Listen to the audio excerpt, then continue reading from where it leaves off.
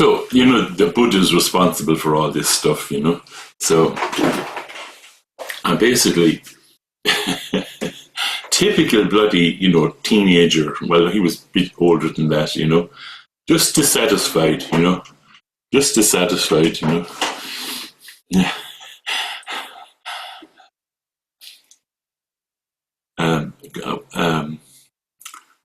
Really dissatisfied that life was the way that it was, in particular, sickness, death, conflict. And he did realize that mind was responsible, His mind was responsible for what he was experiencing, And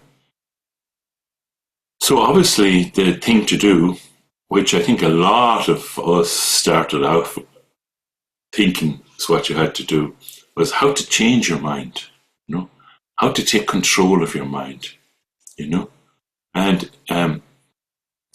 one of the things that he saw was a holy man, and this holy man had like a peaceful gaze. And that was like his clue when he gave up the palace and he went to pursue whatever teachings were available at the time. And so he studied the various, nowadays we call them Hindu methods, He studied the various Hindu methods, and he was an exceptionally gifted practitioner.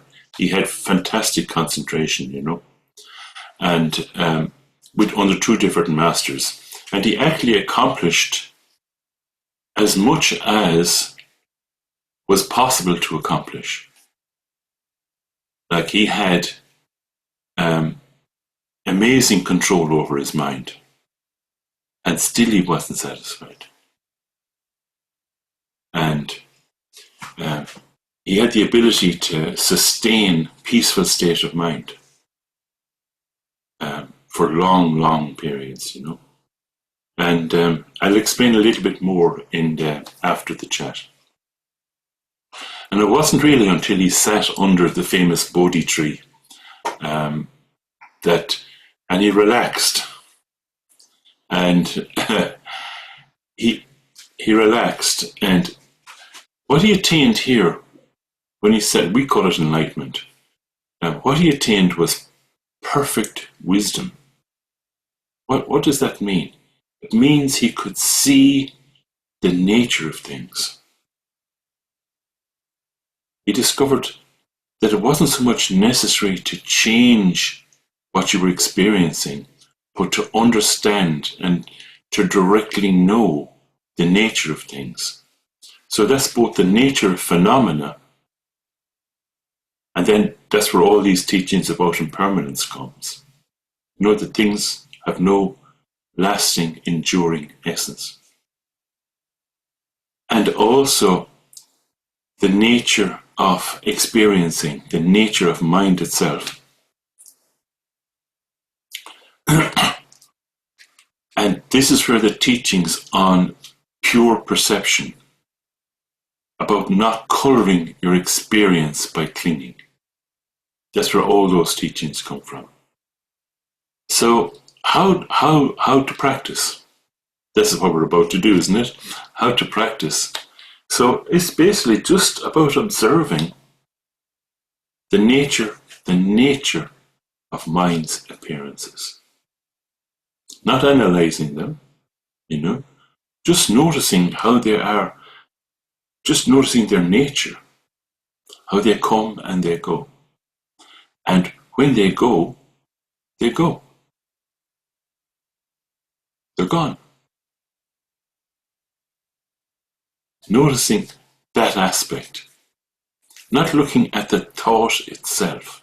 Not looking at the appearance in mind, but at its nature. And as beginners, we actually need a safe space to do this in. And your own room, where you are right now, is ideal.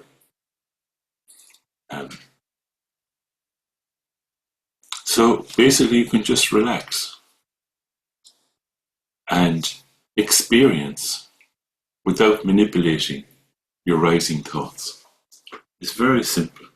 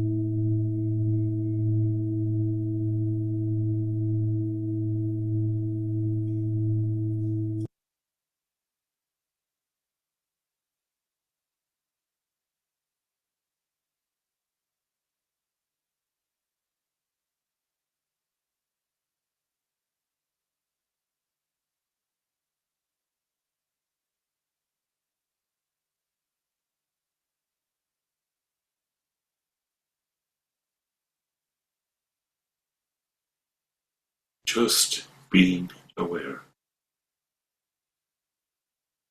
not of the thought, but of its nature.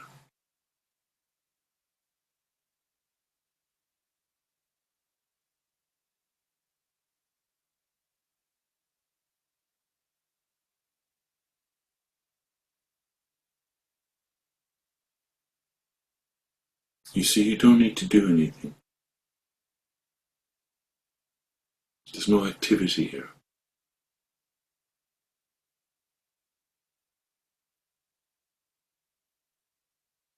You don't have to analyze saying, oh, now you're present, now you're absent. No, just relax and look.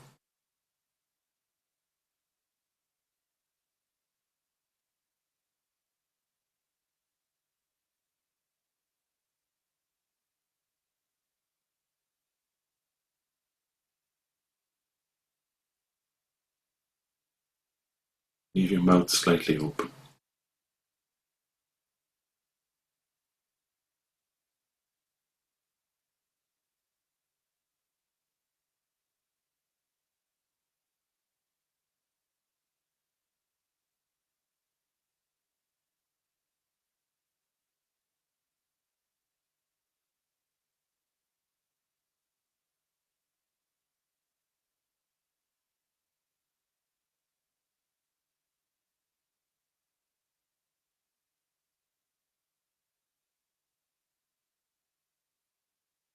So once you see that thoughts are just movement, they're not solid things, they're just movement. That's the wisdom. And you just relax. You don't even have to look anymore. You just allow everything to be just as it is.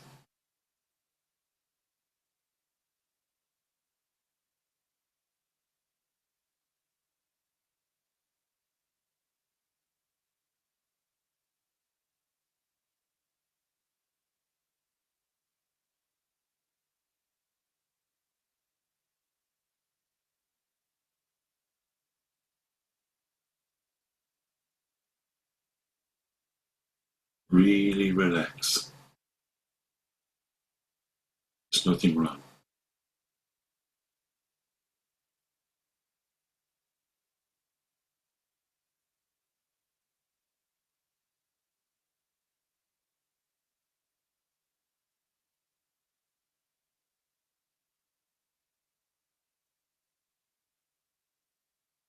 There isn't anything you could hold on to. So just relax, release.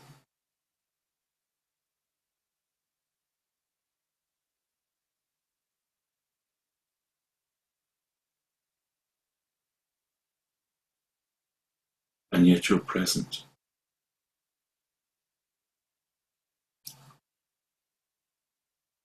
breathing.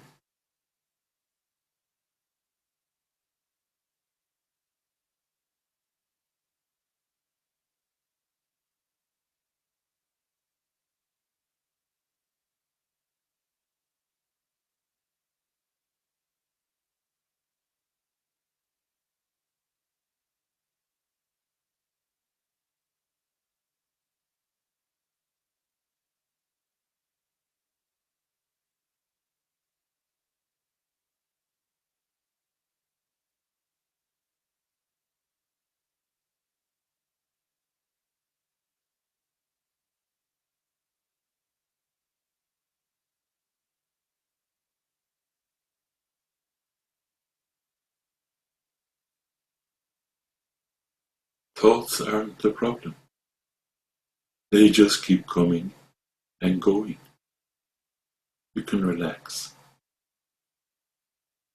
They're not solid. You don't have to stop them.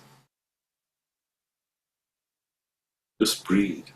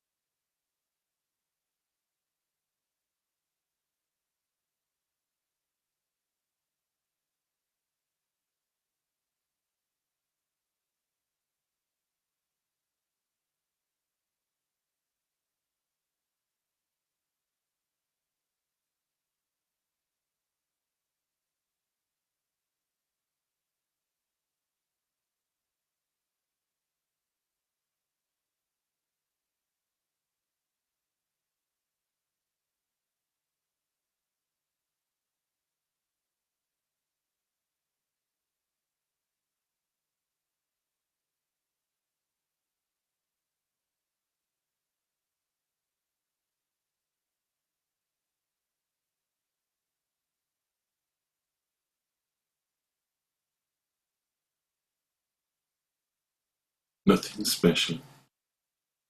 Very, very ordinary.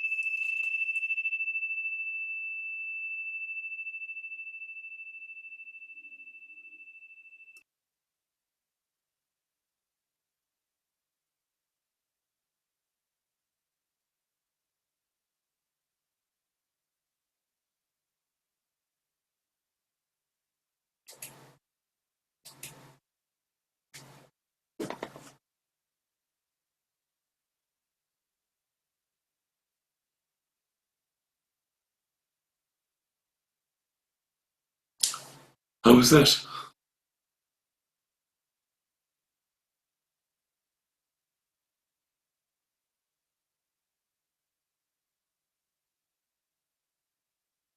You get this key point about not so much what appears, but the nature of what it is that appears. That's where the freedom is.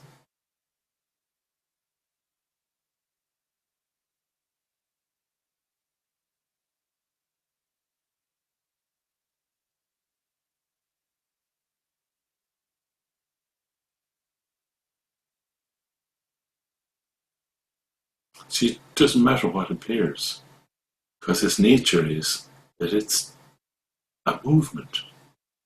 When I say it doesn't matter, that doesn't mean that you don't have to pay your bills anymore.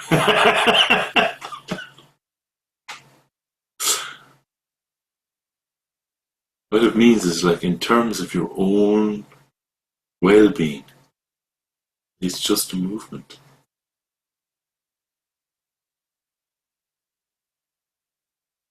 See, we're all focused on the content thought, the content of the experience. And you see, this was the difference between when, what happened to the Buddha after he sat under the Bodhi tree. That it was wisdom. See, basically there's two types of meditation. Shamatha meditation and Vipassana meditation. And in Shamatha meditation, the emphasis is on tranquility. Now, in Vipassana meditation, the emphasis is on insight, in wisdom. And strictly speaking, you need both of them, you see. One without the other doesn't work. What do I mean by that? When we go to sit, this is what I meant at the beginning about having a safe space, When we go to sit, it's important to allow your mind to calm down. When your mind is very active, it's very difficult because you're caught in it, So you have to apply a little method at the beginning to allow your mind, and it's as simple as, me, the famous one, 2 breaths, and just let go. You know that. Then if it gets active again and you're finding it very difficult, just relax. 2 more breaths. Let go. Relax. But again, the key point here is the arising of wisdom that sees things as they truly are. That is where the freedom comes. Do you get this point?